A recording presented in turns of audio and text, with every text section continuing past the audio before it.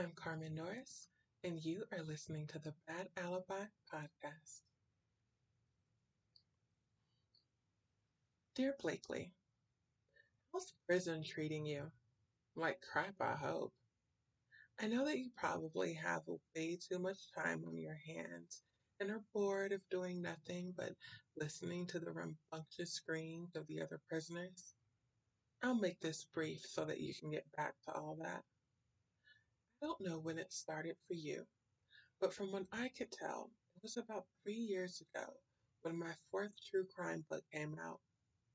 My book signing was canceled due to weather, so since I was all dressed up anyway, I decided, hey, what have I got to lose? And went to our 10-year class reunion. You and James glared in my direction from the moment I walked into the door.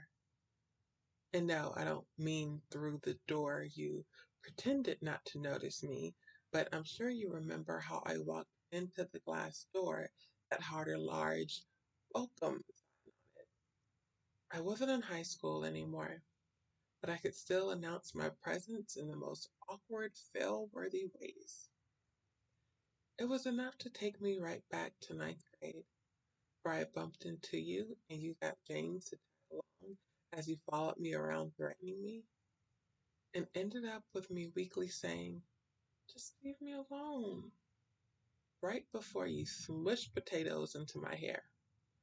As if I wasn't mortified enough, I left school one class early because I was tired of the whispers and stares, and that's when I saw James being shoved into the back of my dad's car. I knew the type of man he was, and never said anything for too many reasons to name.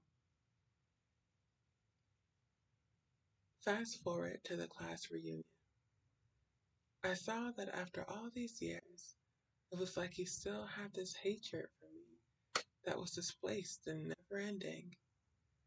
I knew then I couldn't let it go unchecked, so I planted the bodily remains of your old pal James in your apartment, left the police an anonymous tip, and now I hear more bodies of yours have been discovered and you're looking at the death penalty. I just wanted to say farewell and screw you. You treated me horribly, and I wasn't going to let it continue into adulthood. What did I do to deserve all that anyway? Was it because I was a weird kid, a teacher's pet, or because of that one time in middle school I set the bathroom on fire and blamed you for it? None of it makes sense. Well, anyways, I hope you learn to stop being so hateful for absolutely no reason. It's a real sickness,